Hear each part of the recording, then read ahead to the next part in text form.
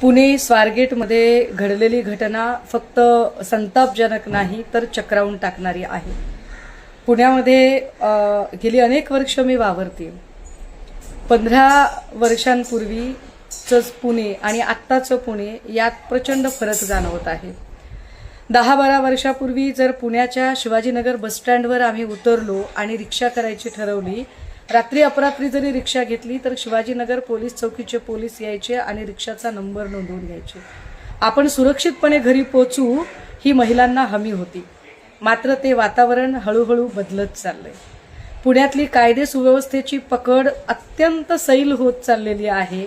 पोलिसांचा धाक नावाची गोष्ट तर आता काही उरलेलीच नाहीये।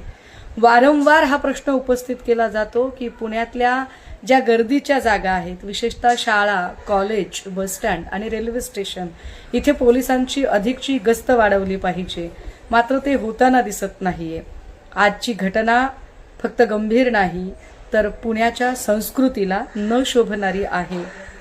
या सगळ्या संबंधाने पुण्याच्या पालकमंत्र्यांनी यात लक्ष घालावं आणि पुणे पोलिसांचं नेमकं चाललंय काय यावर पालकमंत्र्यांनी निश्चितपणे त्यांना जाब विचारावेत अशी अपेक्षा आहे।